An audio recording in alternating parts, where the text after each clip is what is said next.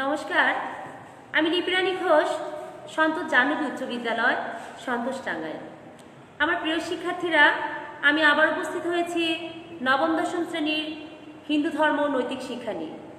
আজকে আলোচনায় থাকছে নবম অধ্যায় ধর্মপথ ও আদর্শ জীবন। আমরা নবম অধ্যায় পড়ে আসছি। আজকে আলোচনায় থাকছে ধর্মপথ ও আদর্শ জীবনের পাঠ 8-এর শিষ্টাচার নিয়ে আমি আলোচনা করব। আজকে আলোচনায় থাকছে শিষ্টাচার। আমাদের কি হতে হবে? আমাদের ধর্ম আমাদের কি শিক্ষা দিয়ে থাকে? নম্র হতে, ভদ্র হতে। তো শিক্ষার্থীরা, আমরা সেই কাজটাই এই নৈতিক শিক্ষা থেকে আমরা পেয়ে থাকি এবং এগুলো কি করে থাকি। তো আজকে আলোচনায় থাকছে শিষ্টাচারের ধারণা। আজকে আলোচনা হচ্ছে ধর্মপথ ও আদর্শ জীবন, পাঠ 4, শিষ্টাচার। আমরা এগুলো ছোট থেকেই জানি, তো আমরা বড় ক্লাসে এসে একটু ভালো করে জানি। প্রণাম বা নমস্কারের ধারণা, এটা আমরা এর আগে ক্লাসেও পড়েছি।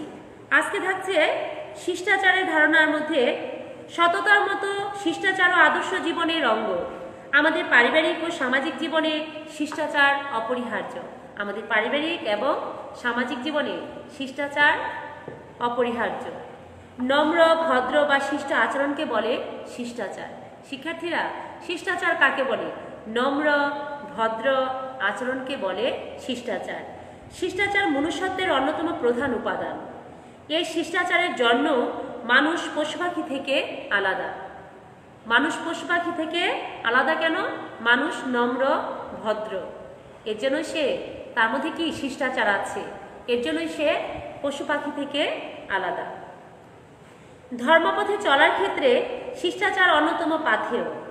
প্রথমে পরিবার কথায় ধরা যাক। মাতা, পিতা ও অন্যান্য গুরুজনকে আমরা কি করি? প্রণাম জানাই। এই প্রণাম জানানোর মধ্যে দিয়ে যে শিষ্টাচার প্রকাশ পায় তার নাম হচ্ছে ভক্তি বা শ্রদ্ধা। পরিবারের মধ্যে দিয়ে আমরা যেগুলো শিখে থাকি সেগুলো হচ্ছে কি বা প্রকাশ পায়, সেগুলো হচ্ছে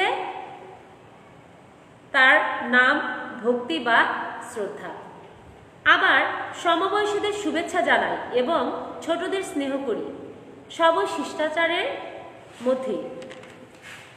ঈশ্বর আমাদের সৃষ্টি করেছেন। দেবদেবীরা আমাদের নিজ নিজ শক্তি বা গুণ দিয়ে সহায়তা করেন, তাই আমরা তাদের স্তব স্তুতি করি, প্রণাম মন্ত্র উচ্চারণ করে তাদের প্রণাম জানাই। তাই ধর্মাচারের মধ্যে দিয়েও শিষ্টাচার প্রকাশ পায়। শিষ্টাচার একটি নৈতিক মূল্যবোধ এবং ধর্মের অঙ্গ। শিষ্টাচার কিসের অঙ্গ? ধর্মের অঙ্গ এবং হচ্ছে নৈতিক মূল্যবোধ। শিষ্টাচার বা ভদ্র ব্যবহারের দ্বারা আমরা মানুষের মন জয় করতে পারি। মানুষের মন কিভাবে জয় করা যায় শিক্ষার্থীরা? ভদ্র ব্যবহার দ্বারা। সমাজ জীবনে চলার পথে শিষ্টাচার একটি প্রয়োজনীয় গুণ বা নৈতিক মূল্যবোধ। কারোর সঙ্গে দেখা হলে আমরা শুভেচ্ছা বিনিময় করি, আমরা বড়দের প্রণাম করি বা নমস্কার জানাই, সমবয়সীদের শুভেচ্ছা জানাই এবং ছোটদের আশীর্বাদ করি। এক্ষেত্রে প্রথাগত শিষ্টাচার হচ্ছে বয়সে যে ছোট সে প্রণাম বা নমস্কার জানাবে, বড়রা কল্যাণ হোক, দীর্ঘজীবী হও ইত্যাদি বলে আশীর্বাদ করবেন। এটাই হচ্ছে রীতি। ছোটরা তোমাকে প্রণাম করে তুমি তাকে কি বলবে? কল্যাণ হোক, দীর্ঘজীবী হও, এই বলে তুমি তাদেরকে আশীর্বাদ করবে। প্রণাম বা নমস্কারের ধারণা এখন আমরা জানব। প্রণাম বলতে বোঝায় প্রকৃষ্ট রূপে নমন বা নমস্কার। প্রকৃষ্ট রূপে নমন বা নমস্কার। হরিচরণ বন্দ্যোপাধ্যায় তার বঙ্গীয় শব্দকোষ গ্রন্থে উল্লেখ করেছেন প্রণাম হচ্ছে 4 প্রকার। শিক্ষার্থীরা, প্রণাম কত প্রকার? প্রণাম হচ্ছে 4 প্রকার। প্রণাম হচ্ছে 4 প্রকার। তো এর মধ্যে রয়েছে 1 হচ্ছে অভিবাদন, 2 হচ্ছে পঞ্চাঙ্গ প্রণাম, 3 হচ্ছে অষ্টাঙ্গ প্রণাম, 4 হচ্ছে নমস্কার। এখন আমরা জানবো যে অভিবাদনটা কি। বাক্য দ্বারা প্রণাম করি বলে আনত হওয়াকে অভিবাদন বলা হয়। অনেক সময় বাক্য উচ্চারণ না করে কেবল আনত হয়েও অভিবাদন জানানো হয়। পঞ্চাঙ্গ প্রণাম। তন্ত্র তত্ত্বসার নামক গ্রন্থে বলা হয়েছে, বাহুদয়, জানুদয়, মস্তক, বক্ষস্থল ও দর্শনেন্দ্রিয় যোগে অবনত হয়ে যে প্রণাম করা হয় তাকে বলা হয় পঞ্চাঙ্গ প্রণাম। অষ্টাঙ্গ প্রণাম: জানু, পদ, হস্ত, বক্ষ, বুদ্ধি, শির, বাক্য, দৃষ্টি প্রণামের এই 8টি অঙ্গ। প্রণামের অঙ্গ কয়টি? 8টি। তো এই 8টি অঙ্গ ব্যবহার করে প্রণাম করলে তাকে বলা হয় অষ্টাঙ্গ বা সাষ্টাঙ্গ প্রণাম। যার নাম অষ্টাঙ্গ প্রণাম তার নাম হচ্ছে সাষ্টাঙ্গ প্রণাম। এবার এসো আমরা নমস্কার সম্বন্ধে জানব। নমস্কার প্রণামের কি প্রতিশব্দ? নমস্কার হচ্ছে প্রণামের প্রতিশব্দ। তবে এখানে নমস্কার হচ্ছে হাত জোর করে মাথায় ঠেকানো। নমস্কার 3 প্রকার। নমস্কার শিক্ষার্থীরা কত প্রকার? নমস্কার হচ্ছে 3 প্রকার, যথা কায়িক, বাচনিক ও মানসিক। নমস্কার হচ্ছে 3 প্রকার: কায়িক, বাচনিক ও মানসিক।